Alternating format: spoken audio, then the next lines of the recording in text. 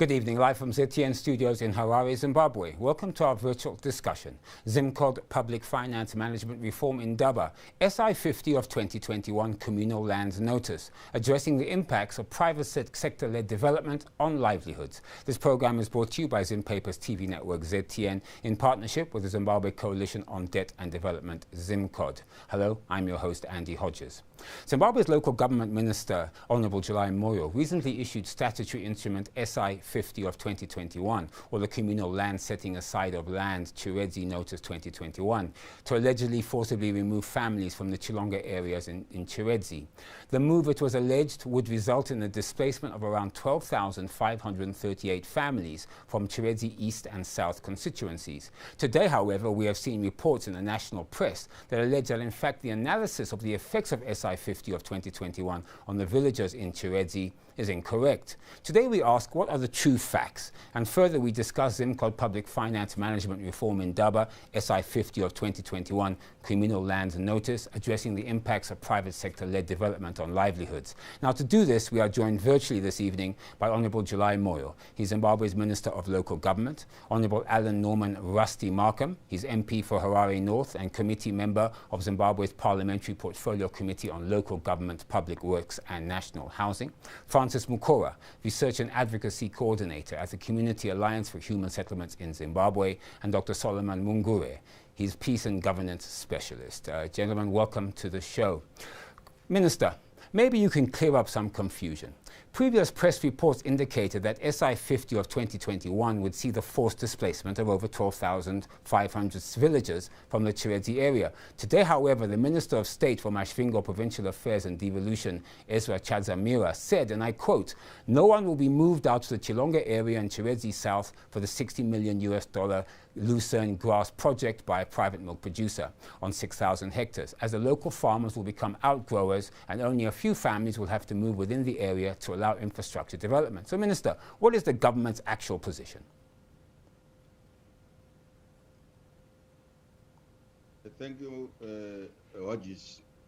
The government of the President Mnangagwa, and in this new dispensation, has looked at the food production system in the country, and using instruments that are there in law, he has made sure that the communal areas, whether in Bulawayo Kroll or Baishangani area, or Jove in Baitbridge, Kanyemba in Mashonaland Central, Middle Save in Manicaland, and you have Marwanyati in Buera, but in Manicaland also, and the Mutoko Mazoe Basin.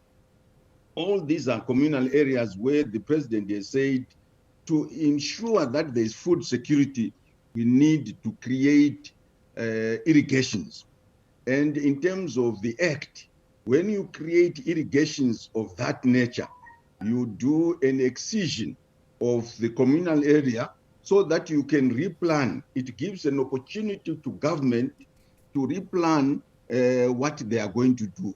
In all these areas where I have mentioned, the president's intention in the law does this excision without saying whether we are going to grow lucerne, or we are going to grow maize, or we are going to grow potatoes. But the intention is to make sure that the communal people have assured food security through irrigation. So irrigation is the main reason why SI 50 was crafted. Unfortunately, when the SI came out, it looked like we are only going to grow lucerne. No, the irrigation there, which is targeting at communal people, and with an investor being an anchor person, is not going to dislodge any person. But in the SI, we have to indicate that people will be moved. Why? Some of them will be moved to make way for irrigation pipes. Some of them will be moved to make a way for irrigation canals. Some of them will be moved. So it's a reorganization, it's a replanning that the Ministry of Lands has to do. And the Ministry of Lands, being the ministry responsible for land reorganization, for irrigation, is given the opportunity so that no land is encumbered. But we have looked at Chilonga in the Chirezi area. We have sent people, we have analyzed what the total households who are there is 2,558 households, not what is quoted in the social media or in newspapers. It's 2,258. We have done all the consultations. The law allows us to consult first the rural district councils and the chiefs. And we held meetings from March last year where the people agreed that this is a good project. Yes, Lucerne was touted as the anchor thing that can happen in the area. It will not take more than 6,000 hectares of the total of 12,000 that we are talking about. They will take only 6,000. That means we are leaving the rest of the area to the communal people who are there, who will benefit directly from that irrigation. What they will grow, one cannot determine whether they will end up growing Lucerne, and they are welcome to grow Lucerne under contract with the anchor investor who will be there.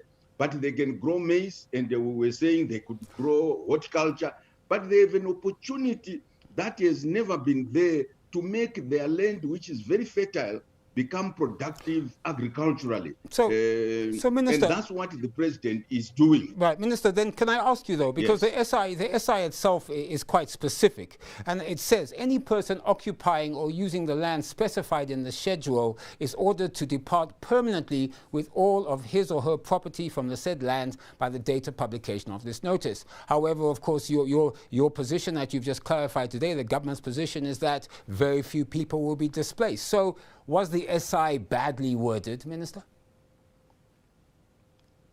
No, if you go to the Provincial, which is making a description of that area, it will tell you that unless you are a minor or unless you have been given rights to that area. And we, in our consultations, all the people who are there will be given rights to remain on the land. What was wrong in the formulation of the SI, which has now been corrected, is to say is for the purposes of growing Lucerne on 12,000 hectares. No, Lucerne will only be part of what will be grown. The majority of the people who are there, who I have told you is 2,258 households, will remain there. They will grow what they want. But we think that they have cattle. It's a cattle growing area. They could grow Lucerne under contract, or they will grow Lucerne for their own cattle. This is the opportunities that the people of Chirezi have. We have already done our work in that area, and we started by reviving the irrigation system, which has been dormant for the last 13 years. And this winter, they actually put their crops maize.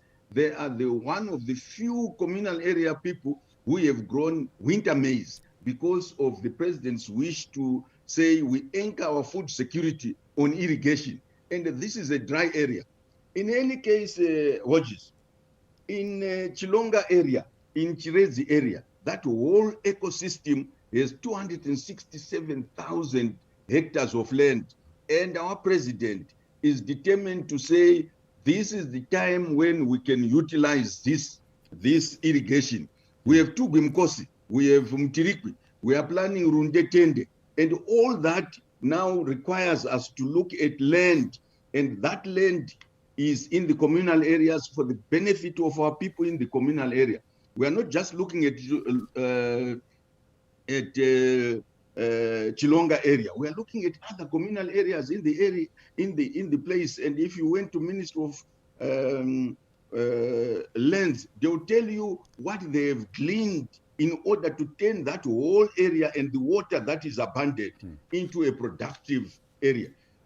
Governments before, since 1924, we have been looking at this, but we look at it differently. We want to empower our people. We want to empower our people in the communal area so that they have a different life. We cannot achieve an upper middle income status when other people have nothing to grow because it is dry. I'd like to bring in some of my other guests. Francis, let me come to you. I've read out what the SI 50 of 2021 said. So your comment on the SI, and also you heard there what Minister Moyale said about the true position of the Zimbabwean government. So what are your comments on what the minister said, and also, of course, the latest comments from the Minister of State for Masvingo, Provincial Affairs and Devolution, Ezra Chadzamira? Francis?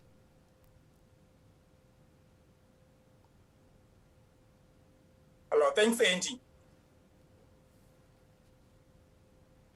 So from my position, firstly, let me start by giving a brief background because what is happening or what is likely to happen in Chilonga is, in my opinion, a case of development-induced displacement. You remember sometime in July, and you hosted us with CCMT.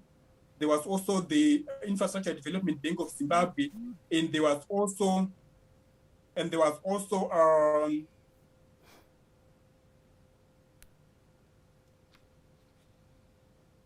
and there was also, hello, can you hear me? Yeah, please continue.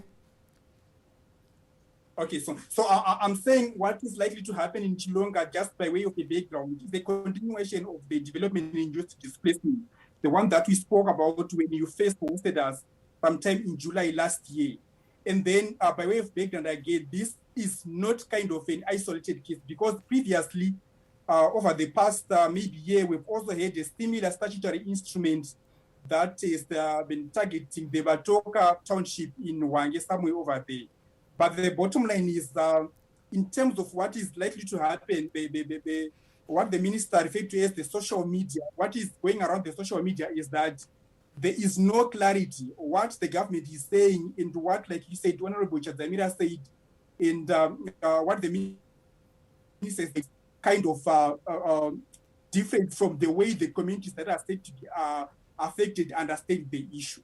So, in my opinion, there is a clear disconnect with how the communities and the general populace in Zimbabwe, as reflected by what has been said on social media, views or under statutory instruments, and what the government is saying. So, this disconnect is the point of misunderstanding between the communities and the government, and it needs to be clarified. That's the first point. Then historically, I think to a certain extent, the people of Chilonga have had like at least three incidences of historically displacement.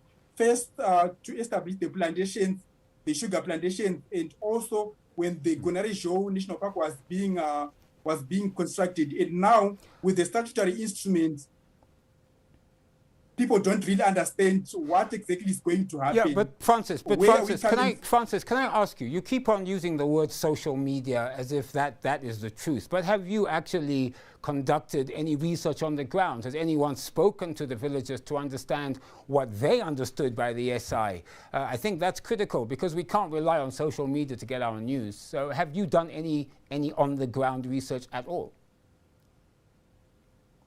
Of course, I mean, like, the reason I referred to the social media was literally most of the people have been finding that information on social media. But from as early as last year, through the communities and with the other community-based organizations, I would cite an organization called MACRAD that we work with. They did a comprehensive research, and there have also been documentaries that have been done, that have been circulating with people on the ground speaking. And personally, myself, on behalf of Community Alliance for Human Settlement, I wrote an opinion editorial that was published in the Newsday last year, and it was based on interaction that we have had with those communities. So what I'm saying is not necessarily based on social media per se, but it's actually based on what the community leaders, the people in the community themselves are saying. Okay, let me bring in Rusty. Rusty, in your opinion, do you believe that the government has made a U-turn with regards to SI 50? Furthermore, the Minister of State for Masvingo Provincial Affairs and Devolution, Ezra Chadzamira, he was quoted as berating political opportunists in the opposition circles who were trying to gain cheap scores by misconstruing facts in pursuit of nefarious agendas that do nothing to develop Chikombedzi. Your comment on both these issues? Andrew, as you know, I am a simple person, so I'll keep my answer very simple. The Communal Land Act that we're talking about dates back pre-independence, pre-Smith. It was the Tribal Trust Lands Act. That now gives the government plus the council the authority to take away the land. That is the law that became the Communal Land Act now. That's number one point. So what has happened now with the government legally will be challenged, won't be challenged. I'll leave that to the lawyers to sort out. All I'm saying is 41 years after independence, we have not looked at title for our communal lands. The people who are here, the Changons, as rightfully said previously, have been chased around 3 or 4 times on land issues. Now, Minister Moyo is quite correct when he says 2,000, nearly 600 households. If you multiply by 6, you get about 12,000, 13,000 people. Irrespective whether those people move or not move, the way the statutory instrument lays it, you could be moved. So that gives them total uncertainty about their future. My next issue is we go on to your second point regards the opposition. Yes, of course, there will be those who decry and those who don't, and then those who praise. But somewhere in the middle is the truth. And the truth is, you've got to look at the history of moving people. We had a tragedy also under Honorable Minister Moyo's ministry in trying to sort out he died. To date, we still haven't finished there. We are now talking here of moving a lot of people or some people. Who's going to move them? The investor? The government? Are they going to be moved? Are they going to be housed before or after the development? We have articles saying bridges, railways, and that. We can't even maintain today on the current budget we've got. We can't maintain what we got. What are we talking about these big developments? Rusty, I am going to talk about that. I am going to talk about that later. But I want to ask you this, Rusty. I mean, would you accept that it is common around the world for governments to displace people in the national interest, whether for infrastructure or developmental projects? I mean, I take South Africa, the United Kingdom, the USA, for example. I can look at currently the USA building its border wall, displacing people. I mean, you know. What is your opinion of forced movement of people for what the government is calling national projects? As I said, this is not uncommon around the world, Rusty. 100%. That's hence the NIMBY clause, we're not in my backyard. But if you look at national projects, that must be in the national interest. It is in the national interest to build a power plant. In fact, Kariba Dam, which displaced many people, that was a national project and was done, funnily enough, under virtually the same act. What I don't understand is national projects, and you can go to Maranki Diamonds. And what did the community get out of all those promises that they were offered there? Nothing. And here now we're getting these people, this is the 3rd time or the 4th time these people are being moved, and they've got nothing given to them. They don't have anything in their communities in real terms. So while I agree that we must move people for national projects, let's make sure the projects are national. I mean, I'd like the Minister to respond, but before I do that, let me bring in Solomon. Solomon, what's your comment on SI 50 of 2021? In your view, under what circumstances can and should a government issue such a statutory instrument?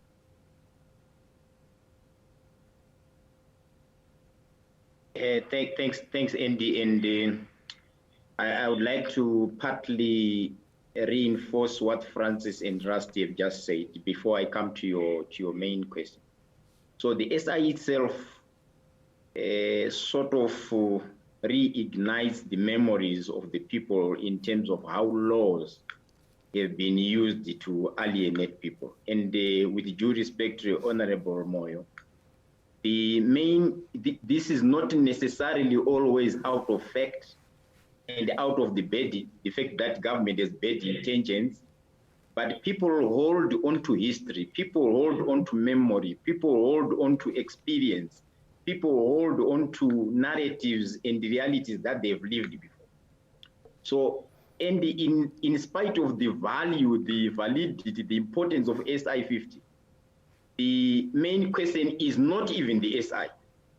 I wouldn't question whether the law is appropriate or not. It's the way in which we use the law in order to either improve the welfare of the people or to alienate them from whatever they've been having. And if the situation becomes disruptive and there is discord, and generally people are entitled to question specific types of behavior. And I think Rusty has basically given cases where we have not necessarily used these platforms transparently for public to at least buy into the narrative.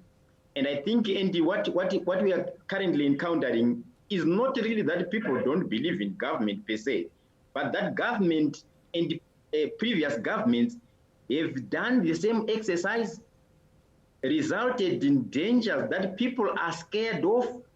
And of course, they are likely to be agitated, and I would be agitated too if I were in their situation. So I wouldn't question so much the law end, but I also think that several laws, and this is another thing that we need to question, several laws that have been enacted in line with the natural resources, they've not necessarily been well thought in terms of the downstream effects and negatives that are associated with them. And that's perhaps one of the key things that we have not necessarily been very good at foreseeing and anticipating in terms of our planning as government, as civil society, as local communities, and whatever. So I think, Andy, that's my submission for now, but I will respond to whatever questions you might have to come up with. Thank you. Minister, maybe I can get your comment to what my guests have said, but I also want you to clarify something else. You know, part of the land in that area is to be used to pave way for a private milk producer. So is it appropriate for the government to displace citizens, not for their own purposes, but as government's purposes, but on behalf of a private company who's there to make profits for its owners and shareholders? How can you call this in the national interest?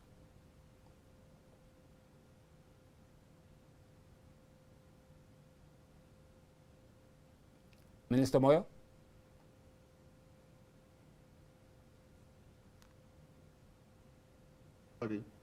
I'll start with what you have said, Andy.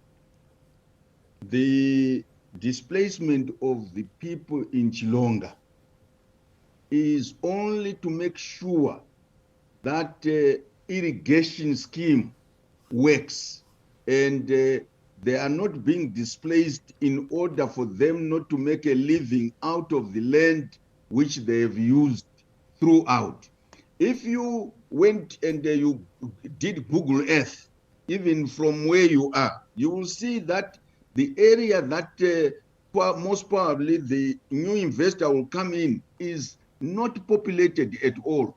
We are talking about an area which we intimately know, where we have walked the place, where we have sent people to look and say, how will we affect people? Now, coming back to history that Mkora is talking about, if we listen to our history of this country and didn't do active things to change it, our people will live in permanent poverty.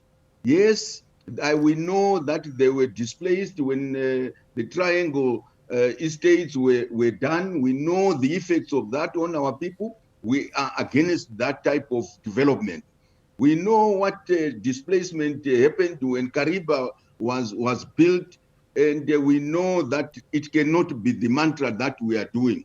The mantra that we are doing is to make sure that the communal areas become productive. And the president has said the only assured way of permanence and sustainable development in these dry areas is through irrigation. Now, we put water in Tugwi Mukosi. We have water in Mutilikwi. We are planning, we have Manichi Dam. We have excess water right now which is not being used. And rather than just looking for commercial farming areas so that investors come and invest there, our president is saying, let's go to the communal areas who have good land and do something for them. Makam, when we are looking back at the Communal Lands Act, yes, it started very long ago. In fact, these are copied from Ireland where you had reserves and tribal trust land. We are fully aware of that. But that's why in our own law, we have made several amendments. You can look at the Communal Lands Act. You will see that the last amendment was done in 2002 when we had done our land reform. And every time we are trying to perfect to make sure that our people are taken care of. That's why the consultative system that we have developed, which requires us to go to the rural district councils, to the chiefs. There were no rural district councils when the Rhodesians were moving people out of Chirezi. Now they are there. And we are saying, if you look at what we have done in Chilonga, that consultative process has taken place not just with the council formally, and the council has written to us after a resolution of council saying, yes, we want us to do it, but we want to understand the following. One of the things that they wanted to understand, obviously, is how are people going to be catered for? So we had the second consultation. I'm saying we, ministers of lands, our ministers, sometimes even the vice president went there to explain to the people what we are trying to do. Then we sent foot soldiers to go and say, who are the people who might be affected? Because this anchor company is doing its simulations. And we have found out that the majority of the people will remain in their place. Those who will be affected are only 2,258 households. But how will they be affected? They will only be affected to the extent that a canal might come through their homestead. But their fields, they are going to use them. They are going to have their cattle there. We are not going to disturb that. We have assured the people in Chilonga area that this government is not about displacing you in the sense that has happened. That's why in the SI, if you read it, it will indicate to you that yes, you might be displaced unless rights have been restored. And we are assuring them that their rights are restored because we want them to be productive. And when it comes to Solomon, we are very clear that while the same exercise is happening, and somebody says it's happening at Batoka, it is happening in Plantation, it happened earlier on in Gonarisho, but in Batoka and in the other areas which I described, the president is trying to empower people. In Binga, where we are doing the Bulawayo Crow, all the land, 5,000 or Chakuti, nobody is going to be there from an anchor because the anchor is Zima. When we are coming to Kanyemba, nobody is going to come there because even now, the clearance that is being done, the people from that area, the chief there has been consulted, they will be allocated those pieces of land. But we want to make sure that the standard of irrigation is anchored by somebody. So that's what we are talking about. We are not talking about displacing our people in the same manner that history has taught us. We cannot do that. And this president will not do it. You're watching our virtual discussion this evening. ZIMCODD Public Finance Management Reform in Daba SI 50 of 2021 Communal Lands Notice, addressing the impacts of private sector-led development on livelihoods. This broadcast is brought to you by ZimPaper's TV network ZTN and our partners, the Zimbabwe Coalition on Debt and Development, ZIMCODD. Minister, the Minister of State for Masvingo, Provincial Affairs and Devolution, Ezra Chazamira, he said, and I quote, villages in the area earmarked for the project by the Kwekwe-based milk processor would be incorporated into the project and empowered as outgrowers in line with Vision 2030. What actually is the agreement that the government has struck with the private milk producer? We have not finalized, but in discussion, what the minister described is correct. We now, after this gazetting, with the people's representatives, with the council, with everybody that's affected, we're going to craft exactly what is going to happen. But the concept is this. When you are doing irrigation, and you can go to other areas where this is happening, where you have an anchor person, and that anchor person does not only irrigate in their area, they irrigate for those communal area people who are attached to the project. That is the concept that we are drawing with the investor, and the people understand this, and we are going to implement it. And we have told the investor that we don't want to displace anybody. This land belongs to the state. It is the excision does not give it to anybody but to the state, and the state planning is going to be undertaken by the Ministry of Lands of course, together with the investor, superintended by the ministry, and together with those who are going to benefit. And the Rural District Council, as the land authority there, will remain seized with the issue.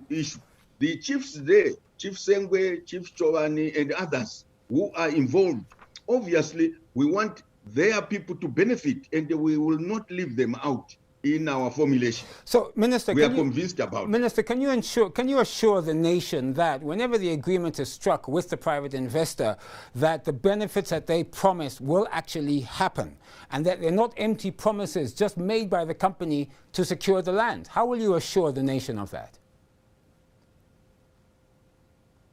Andy, I can tell you that even in the presentation that company made to the council in our presence, Minister Shazamira was there, the late Minister Shiri was there. That is the pledge that they made, and they will ensure that it is captured in the agreements so that our people benefit. We cannot displace our people from their, as some people say, from their ancestral homes. The president wants to empower the people in the communal areas. But we know we cannot do it using government funds. The government does not have all the money to do these things. So when we get an investor like that who is willing to go and invest among our people, the job of government is to protect those people through agreements that are correct to the people. Solomon, let me come to you. Putting aside SI 50 of 2021, you heard there the minister saying that a portion of the land in Chiredzi area will be given to a private company. What is your view on whether the government should be able to displace citizens of any sort anywhere in the country on behalf of a private company? Andy, that's a very good question. But let me just highlight some things that we have learned over the years. So we have cases within our country and the experience that are less than a decade old, in which we have had the state partnership with private sector with a very serious negative effect on the lives of the communal areas, the communities that live in those investments, adjacent to those investments. And I will cite just two. The green fuels types of investment in Manicaland has got similar characteristics to what the minister is saying. A robust investor, capacitated to run the industry for the benefit of the state with some filtering benefits to the state and to the people. But what we actually know right now is that anyone who seeks, an investor who seeks to make profit, will come with the in the floral language that appeals to government, and that gets the contracts and gets access to the land, and eventually defaults along the way because our government has not been very good at monitoring contracts. And after all, the contract sits between government and the investor, not so much with the lay persons who live in the communities. That's grievance number one. Grievance number two is where we have had cases where the investor displaces, in the case that the minister is saying, perhaps displaces very little, with very little disruption. But at the end, what we are realizing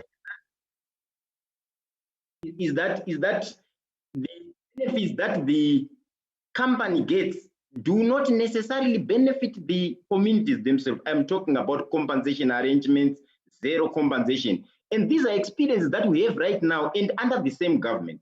What we would rather have is a case where government is now saying, we are now going to compensate people displaced from the Greenfield, Chisumbanje area. We are now going to compensate people displaced from the mining fields in Chiadzwa. So that at least some of the fears that we have are actually having a response with the new dispensation.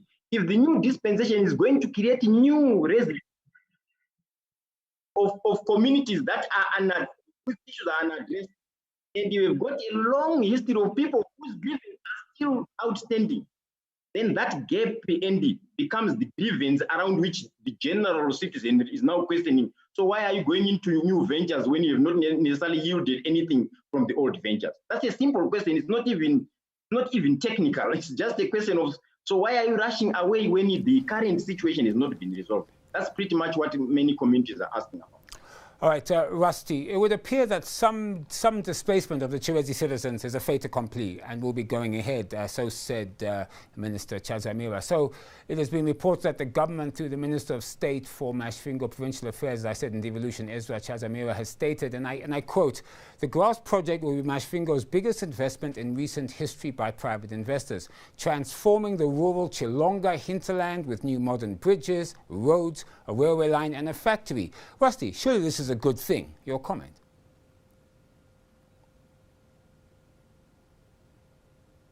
Andy, like everything, and if you talk of greenfields or the diamond mines, it's all the same story. The issue is very simple. It is a good idea, but unfortunately, when it comes to practice, it has yet to happen. And that's the issue I have. I just find it uncanny. In the minister's words, 2,558 households. The news media says 12,500 people. Those two figures tie in. My issue is, even if they're infringed on, and even if the Lucerne goes ahead, 50% of the land has been given to the dairy, who we all know is Den Dairy. My question is, if you grow Lucerne and you've got 2 game reserves next to you, what are you going to do about the animal-human conflict for a start, let alone the 50% of land that you've taken away from the existing people? My concern on this is very simple. If anyone's going to build roads and do that, let them do it before the project starts. That way we know we've got what we want. These people have been displaced 2 or 3 times, and they've received nothing from any of the displacement.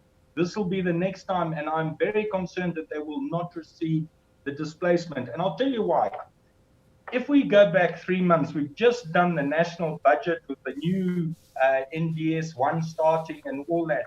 Nowhere in the budget was this due diligence or thing opened up and explained or even punted to the people doing the budget. Yes, we know there's a general look at using all the water sources which the minister has named into a irrigation system, which will be quite significant. But if you look at the sugarcane farmers, they've got a whole lot of independent farmers starting up, and I believe doing quite well. That sort of project is great. My issue is this. It looks as though we're going along and making it up as we go along. You can't farm like that, and you can't play with people's lives like that. The problem is there is no confidence in the plan. Even if you look at the area identified, if you want to see the area identified, you've got to go to the ministry or to the local office. For those people to travel to the local office to look at a map, which they probably won't understand depending on how well it's planned out, to see if they're affected, that is a major issue. And we're talking practicality. I'm not talking against the government. I'm not talking against the minister. All I'm just saying is the practicality, door to door, should have the map with them. Okay, we appear to be having some sound issues there with Honourable Markham.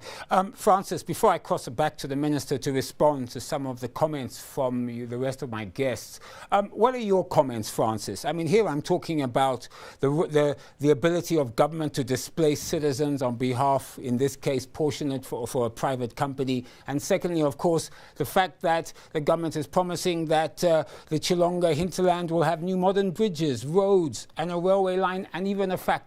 Your comment.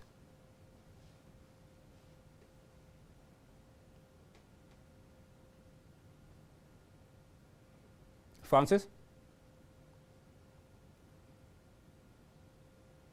Hello, can you hear me now? Yes, I can. Please briefly answer my question briefly. Fine. So, Andy, I think I've got 2 or 3 issues that I'm going to raise there. But before I answer your question, I just need to briefly make a response to what the minister has said. To say that, I mean, the way he's saying it and the way it has been said by Honorable Minister Chadamira, it sounds so good, so visionary. But the problem, like I've already indicated, is that the people that are supposed to be benefiting from that do not even know that these are the benefits that they are going to be accruing. And apparently, it feels like these people have not been like hands-on, like directly involved in the negotiation. This is the bone of contention for the first time.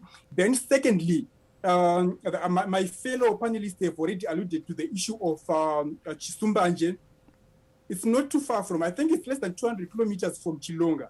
And also the people in Chilonga have also been affected by the displacement for the token course that was, I think, as early as 2014. But none of the people in Chilonga who were affected by those displacements got any form of compensation in any way whatsoever. So this is the basis for their fear, that what guarantee do they have that they're going to get compensation this time around? And then secondly, seems like there's not been direct communication or contact between the investor and the community, because I think I read somewhere that the investor said they set aside 10 million. It's not really clear how the 10 million is going to be used. The communities don't even know that there is 10 million set aside for them. And in any case, in terms of the principles where development-induced displacement they go to take place, those are issues that have got to be dealt with prior to the displacement.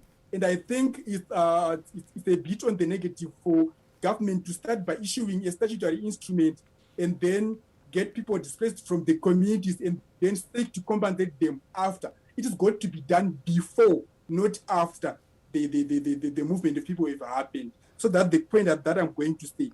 And then your question, Angie, was about a government being able to displace citizens for a private company? Yes, in terms of the law, the Honorable Minister is gazetted, and I think procedurally it's right. What they've done legally is right. But here, I think we've got to deal with issues of morality. To what extent would it be right for the people to be displaced for the third time without compensation, without knowing where they are supposed to be taken to, and without being consulted about the issue that is supposed to benefit them? And the common saying is that anything without us is against us.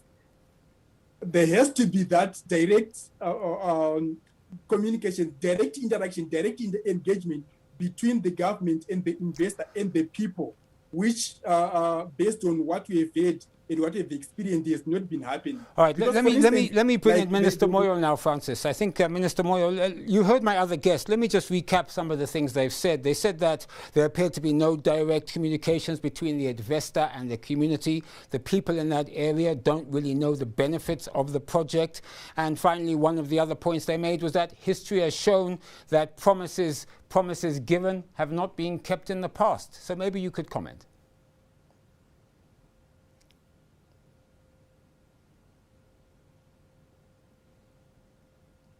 Minister Moyale?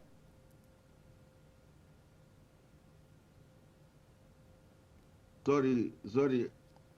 Thank you. Can you hear me now? Yes, I can hear you, sir. Please go ahead.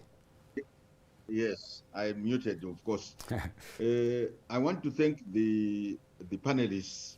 And this discussion is very interesting in the sense that since land reform, and particularly during this new dispensation, those farmers in the commercial farming areas are having discussions with the investors so that we can increase productivity. They are making agreements, and these agreements, we are saying, must be superintended by government through the ministry so that we protect our people from these investors. In the communal areas that we are talking about, it is even imperative that we do that because the law is very clear, I have said. And in the SI, we are quoting exactly what the law says. When it comes to compensation, that same Communal Lands Act is also clear in Section 12 that compensation has to be paid if anybody is being displaced.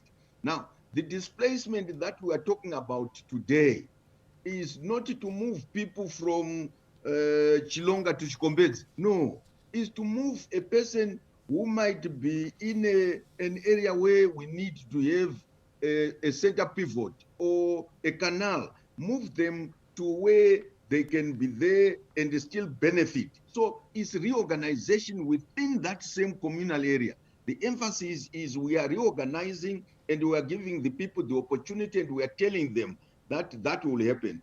Whether there is direct discussion between the communal lands people there and the would-be investors, we have not hidden any investor. We have put the investor before the people. First in council, they were there and they explained. We had maps. We had simulations of what they want to do, not presented by government, but by the investors in our presence. And we wanted them to convince the people of Chilonga and their representatives, the councillors, the chiefs, the villagers. We took it further with the same people and went to Chilonga itself. It is out of that direct discussion that the investors ended up saying, to demonstrate that we are willing to work with the people in Chilonga. This irrigation, which has been dormant, which can benefit people, they put their money, the irrigation is working, and the people are very happy. It's an extension. What we are now doing is demonstrable extension of what we did at Chilonga, which is working right now. For those who are talking about Chisumbanje, of course, I'm not qualified to talk about it, but I know that this was now an ADA farm. People were not displaced by the investor. People were already out of that, and the agreement is with ADA. But we know that the investor still brought people in so that they can benefit. And we are saying, we were even telling the people in Chilonga to say, go and see how the investor there interacts with the people who are beneficiaries. So all this we are doing so that we capacitate our people to say, this is how we want to benefit. This is besides that, obviously, when you have an irrigation scheme like that, you are creating employment for the people. You are also putting social services, schools, clinics, potable water. That water that is from Tugimkosi, there is no way we can pull it to the people in Chilonga or in Chikombezi as we are planning. We are also planning another in Chikombezi because the waters of Manyuchi are now dormant, and yet there is 3,000 hectares of good flat land which we believe the people in the communal areas can benefit. So thinking out of the box and wanting to help your people, and you have to lead and say, can you, the people, accept this investment so that we can move forward? So there has been direct communication with all the people there. Going forward, this question of can government assist a private sector to evict people? No, this government will not do it. This government will not assist a private investor to go and evict our people, especially in their communal areas. It will not be done. But this government will motivate investors not only to invest in commercial farming areas or in mining or in the urban areas. We will motivate investors domestic, and this is domestic investment, by the way, is domestic. Domestic investment, they can leverage outside investment, but this is domestic investment so that we can put our people at the center of our development agenda. That we must continue to do, and the president will lead boldly, I'm sure. Minister, but there appears to be some confusion in the messaging that's coming out. On the one hand, the government announced that they had identified land on which the Chirezi villagers will be resettled to. But then, of course, Minister Chazimira stated that only a few families will be moved from their homes to pave way for some developers under the project, something that you've reiterated this evening. But so it's that messaging, I believe, that may have caused this confusion, because, of course, people are asking, where are the villagers going to be moved to? And if they are moved there, do they have such things as running water, education, health facilities, and so forth? But are you saying then that the villagers will not be moved to another area of the country, but will literally just be relocated in the exact same area they are in now? Exactly. In the proclamation, in the SI, we are talking about over 12,000 hectares. I have said the investor will not take more than 6,000 hectares. So where will those other 6,000 plus hectares go? It is going to capacitate our people. It is going to be replanted so our people can have access to the water that is coming from Tugimkosi, that is flowing through the Runde River and piped to the area. So that is the advantage that our people are going to have. Their land is going to remain there. If you calculate all the land the people are tilling right now, it's not even 3,000 hectares. But we are saying there is 12,000 hectares. The investor is only asking directly with the people that he can do on 6,000. The rest we have to replant for our people. So the investor is willing to work with them. Minister, why Chilonga though? I mean, there are areas around the country where people are not utilizing the land, or there is land unutilized. Why Chilonga? Why not other areas around the country where this can be done without any movement of people at all? Wow. Andy, when you look at the investment that government has made, Tugimkosi could easily irrigate over 40,000 hectares. If we went and we just looked at that land only in the commercial farming area, what will be our people be saying? You are worried about commercial farming and you are not worried about our people. So the water is there, the water in Manyuchi is there, the Mtirikwi water, now we have access, and the planning is to create another green zone, not even in the Longfield. So we are looking at many opportunities. I've just told you.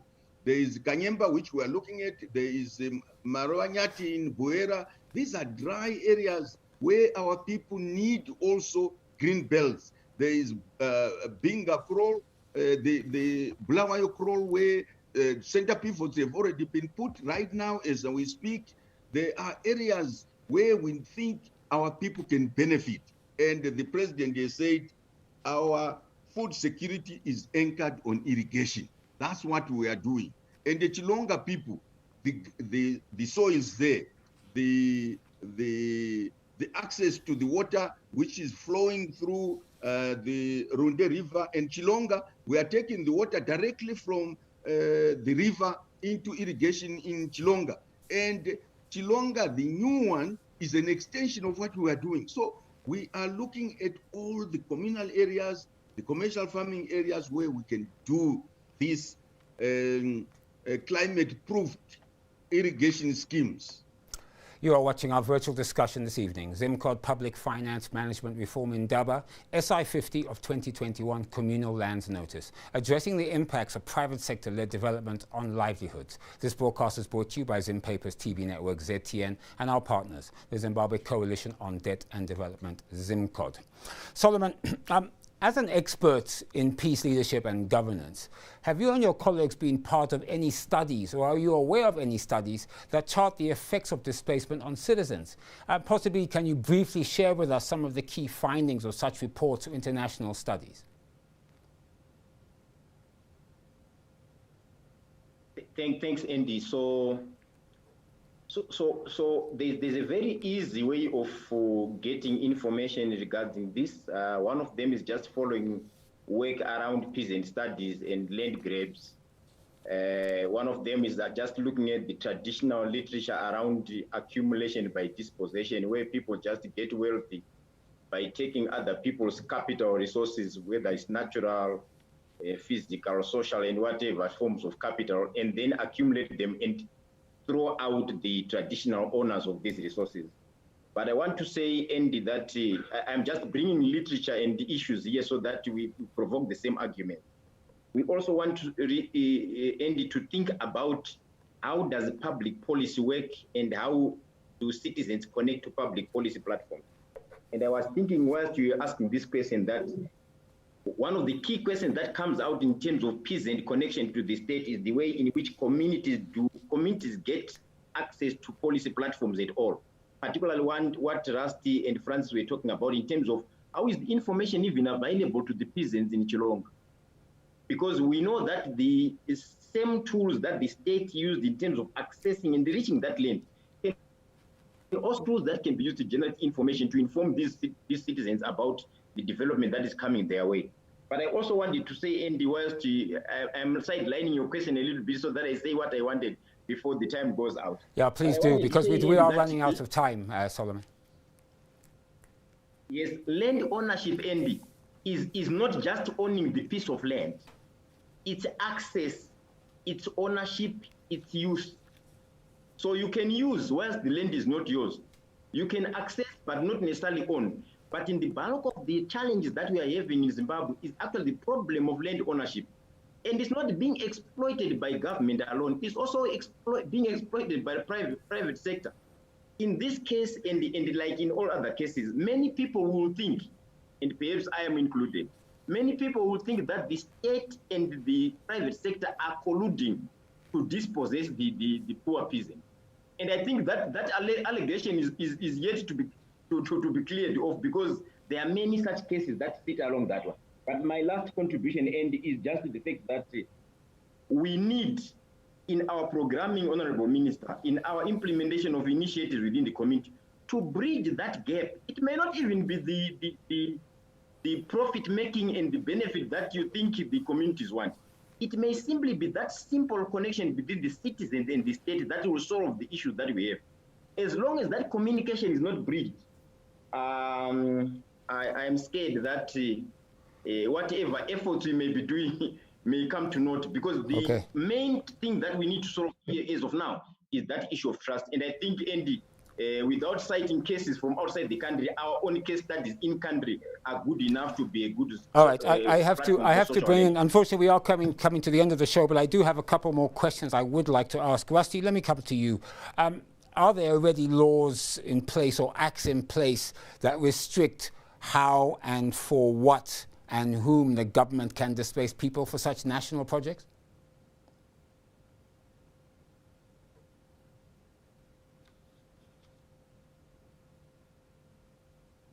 Sorry, Andy, you're going to have to repeat that question. I said, are there already laws or acts in place that restrict how, for what, and whom the government can displace for such national projects as this one? Well, in this one, the Communal Land Act is the act that's covering it. What interests me is the fact that it's land and is being handled by the Ministry of Local Government. I'm not sure to what extent the Ministry of Land and Agriculture have been involved in the whole thing, particularly when you're talking of 6,000 hectares of lucerne. My total concern, if I can just go off the point slightly, is why if we've been talking to these developers, et cetera, and their whole due diligence, which they would have had to do to see if they were profitable, why is this not made public, seeing that we are talking that it is supposedly in the national interest? Secondly, who's going to do all the development in the area in the corporate social responsibility side? Is it going to be Denderi or is it going to be the government? Thank you. Francis, let me ask you my final question. From a CSO perspective, civil society organization perspective, you can obviously briefly please comment on some of the studies that you have seen on displaced persons, but also would you agree, or what is your opinion on suitability of clearer legally restraining powers on the government in terms of when they can displace citizens and for what? Okay, thanks, Andy. So I've got probably 2 or 3 points. You have to be very brief, Francis, please. You have to be very brief. Okay, it's fine. So first and foremost, I think that this is a long-standing problem that we have had historically, this development in just displacement. And it's a problem that we're going to continue to have going forward.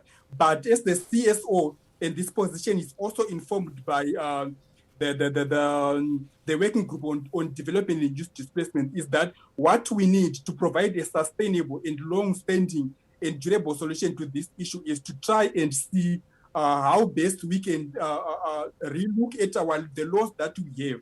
Most of them are outdated, and it is these laws that are providing the basis for this displacement, whether it's development and youth displacement, like the Communal Lands Act, or they are the laws that are precipitating the demolition of houses in urban areas. These laws are outdated.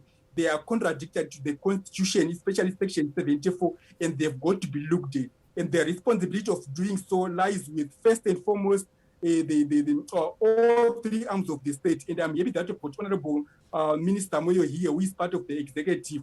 And we also have got Honorable Rusty here, who is part of Parliament. They have got to find a way, Parliament and the executive got to find a way of trying to see how best we can do and realign the laws with the Constitution so that we do not continue to have the same problem that we have been having. The same laws that have been used to historically displace people, like even before independence, are still being used today. It's something that you've got to look at. Right. And it's something that you've got to take the Thank you, Francis. Minister, I have to ask you my final question. Unfortunately, we are coming to the end of the show. Obviously, I'd like you to briefly respond to what my other guests have said. But also, Minister, let me be direct. Critics have said that some senior government officials are connected to the private milk producer.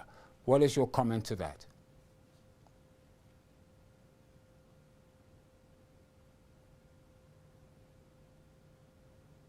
And thank you very much. And I want to thank maybe a quick one, and I'll talk to the last one. Question of trust. Our people were consulted one by one, homestead by homestead, by over 20 specialists, not politicians. These are professional people who consulted one by one of every villager, family which was going to be affected. So that if you go on the ground and we have the names, and you want to go and check, they will tell you that somebody came and explained the benefits of that scheme. The second thing which I want to say is Ministry of Agriculture, by law, in law, is consulted. After all, the development of that scheme is to be led by the Minister of Agriculture. But the Communal Lands Act, even in addition to that, says whatever you are going to be doing, the Minister of Agriculture has to be consulted. And we consult not just by word of mouth. They analyze, they write to us, they tell us that this is going to be beneficial because of A, B, C, D. The Minister of Environment, because these are amendments made to Communal Lands Act after the promulgation of the EMA Act. The Minister and the Secretary for Environment is required in the Act to be consulted, and we've consulted and they've written to us. So the consultation system is both vertical and as well as parallel, and that has been done. Now, when it comes to how do we inform the public, we thought when we went out to Chilonga, these were public meetings. There was coverage in the media, and it was publicized that we were consulting. The durability of where we are going is definitely something that we are worried about. That's why the Ministry of Environment will go now and do detailed environmental studies, while the Ministry of Agriculture will now go and do the detailed replanning together with the investor. Now, the allegation, Andy, to say senior government officials are involved in Denderi or their shareholders. This is figment of imagination because I know for sure those who have been named, you can go and look under the pillow or anywhere, they have no shares in that company. But it's a company which we think has done very well in the milk production of this country. And when they are asking to invest in this country, not only for export, but for domestic uses, we think this needs our support.